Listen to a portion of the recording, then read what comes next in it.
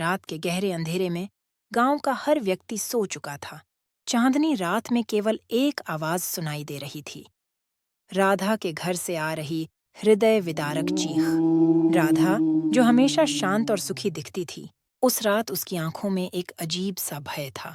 वह भागती हुई गांव के सबसे पुराने पेड़ के पास पहुंची। उसकी सांसें तेज थीं, जैसे किसी अदृश्य शक्ति ने उसे वहां खींच लिया हो। अचानक पेड़ के पास खड़ी एक छाया ने राधा का रास्ता रोका।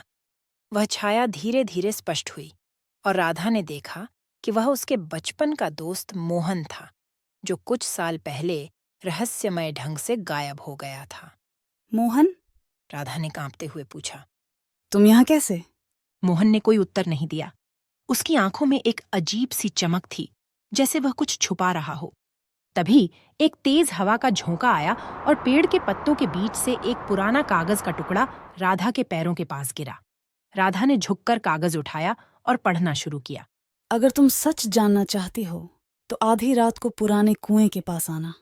कागज पर यह लिखा था। राधा के मन में एक नया डर और जिज्ञासा जाग उठी।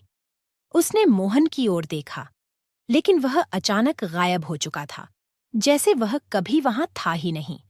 राधा ने हिम्मत जुटाई और कुएं की ओर चल पड़ी। रास्ते में उसे अजीब सी आवाजें सुनाई दे रही थीं, जैसे कोई उसके पीछे चल रहा हो। कुएं के पास पहुंचते ही उसे एक चमकता हुआ लाल पत्थर दिखाई दिया। राधा ने पत्थर उठाया और अचानक उसके सामने एक छवि प्रकट हुई, मोहन की, जो किसी अंधेरी गुफा में बंद था। राधा, मुझे बचाओ, मोहन की आवाज गूंजी। राधा ने तुरंत गुफा की ओर दौड़ लगाई। गुफा के पास पहुंचकर उसने देखा कि दरवाजा एक जटिल ताले से बंद है। राधा ने समझदारी से लाल पत्थर को ताले में डाला और दरवाजा खुल गया। अंदर का दृश्य देखकर राधा की आंखें फटी की फटी रह गईं। वहां सिर्फ मोहन ही नहीं, बल्कि गांव के और भी लोग बंद थे, जो सालों से लापता थे। तभी राधा को पीछे से किसी ने पकड़ लिया। वह मुड़ी तो देखा कि वही छाया थी, जिसने उसे पेड़ के पास रोका था। तुम्हें यहाँ नहीं आना चाहिए था। छाया ने धीमी आवाज में कहा। क्या राधा सबको बचा पाएगी? क्या सच में मोहन उसका दोस्त था, या यह सब एक बड़ी साजिश थी?